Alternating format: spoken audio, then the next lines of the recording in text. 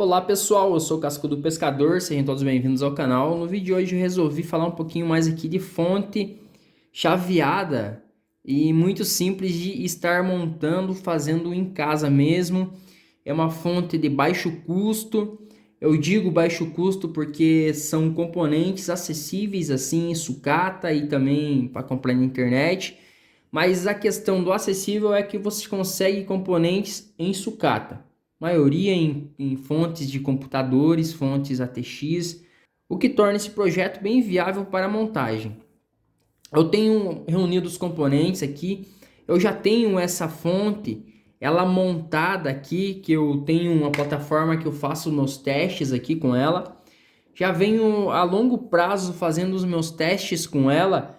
E nos meus testes, essa fonte aparentemente ela se mostrou muito eficaz assim e de conseguir assim fazer um módulo desses de home theater de 300 watts RMS ele tocar em potência máxima.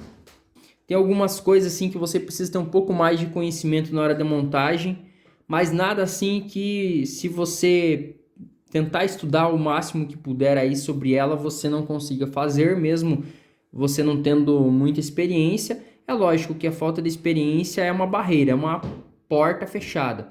Mas aqui nós temos um oscilador muito simples, que é justamente no trafo, que é um trafo de ferrite com esse carretel aqui, esse ferrite, ele é o EL28.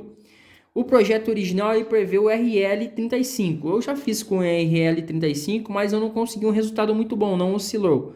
E com o EL28 eu consegui um resultado bem bom e uma potência muito boa também. Realmente ele consegue nos oferecer aproximadamente, mesmo com esse trafo aqui, chopper um próximo de 300 watts, porque ele consegue suprir muito bem o módulo aqui do lado. E tem muitas pessoas que têm dificuldade aqui na oscilação, porque geralmente em fontes chaveadas normais, assim com CI, o transformador você faz ele e se ele tiver às vezes até meio ruinzinho assim, ele funciona.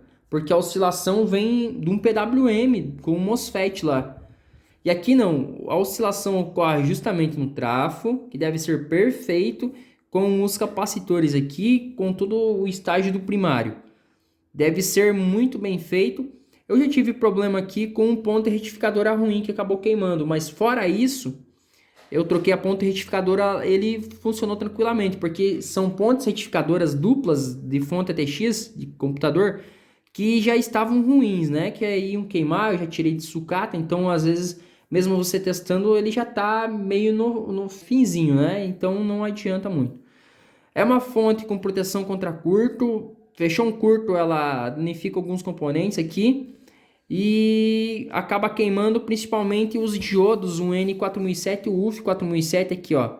Antes dos MOSFETs aqui, estão vendo? Esses diodos retificadores, eles queimam.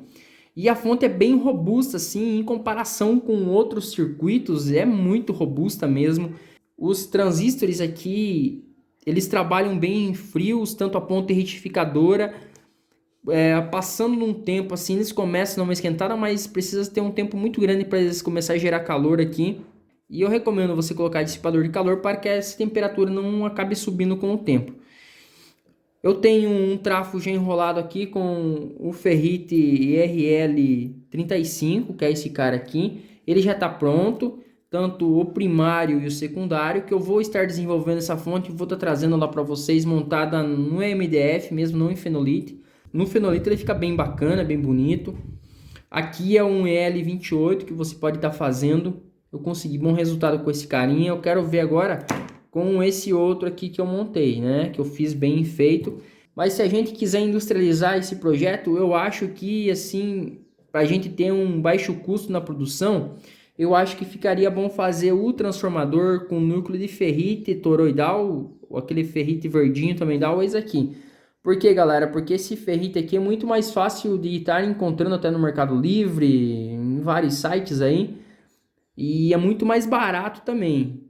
É um pouco chato de você estar fazendo esse enrolamento aqui. Mas ele é muito mais fácil estar encontrando esse ferrite e é muito mais barato, o que torna viável uma produção. E como eu falei para vocês, a fonte, ela tem um oscilador assim, que não segue os padrões, mas é um oscilador bom, é uma fonte muito boa que eu recomendo. Existem fontes melhores? Existem fontes muito melhores, né? Pelo amor de Deus, mas só que fontes que requer muito conhecimento e requer não só o conhecimento, né? Quem faz essa faz qualquer fonte.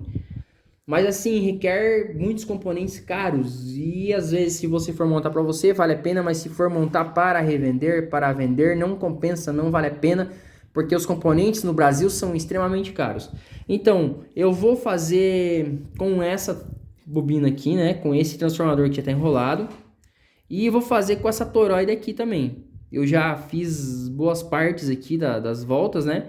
E lembrando, pessoal, que o enrolamento deve começar início, fim, início, fim, início, fim. Se você não seguir a marcação na placa, ele não irá funcionar. E aqui é a mesma coisa, a gente vai fazer, por exemplo, aqui a saída desse lado, aqui a entrada com 3 espiras de um oscilador, 3 espiras do outro oscilador, e esse daqui que é o do primário, e o secundário fica aqui, tá? E é bom passar um isolante antes no ferrite e entre cada espira também. Esse carretel aqui, ele tem a mesma medida do núcleo EL28. Esse aqui tem a mesma medida do núcleo, pessoal, o interno aqui. Mesma medida do núcleo. Então, eu acho que dê certo. Deixa eu mostrar os componentes aqui que eu já juntei. Já faz muito tempo que esses componentes estão aqui, pessoal. Olha aqui, todos os componentes necessários, eles já estão aqui. Muitos componentes aqui de sucata, mas de marcas muito boas, né? A bobina também da saída aqui eu fiz com menos voltas. O projeto ela prevê com 10 voltas, mas eu fiz com 7 espiras. Eu quero ver aqui, usei um fio um pouco mais grosso. E os diodos, né? Como eu falei, é uma fonte bem robusta, é uma fonte que usa componentes bons. Os diodos de entrada, como uma fonte robustinha, né? Uma fonte boa. Eu diga-se de passagem, nos meus testes, aqui prevê diodos retificadores um N5408, 5406 também dá, 5404. E nada de um N4007, né, pessoal? Que tem fontes ATX, que é uma vergonha. Esses diodos retificadores aqui são de fontes gamer, fontes boas mesmo. E os conectores aqui, eu quero fazer os testes que eu puder, porque eu quero tentar industrializar essa fonte aqui, né? Colocar para vender elas. Para mim fazer ela trabalhar no 127 e no 220, porque o projeto original ela prevê 220, mas eu posso colocar um triplicador de voltagem no botão igual a fonte ATX para ver se ela vai funcionar tranquilamente. Eu vou fazer a protoboard aqui dela e nós vamos fazer a montagem dessa placa aqui, dessa fonte, e eu quero mostrar para vocês também. E vou fazer, pessoal, a doação dessa fonte que eu vou montar aqui. Essa daqui, pessoal, eu vou doar essa fonte que eu vou montar aqui para vocês, beleza? Vamos fazer os testes e eu sei que vocês vão gostar muito.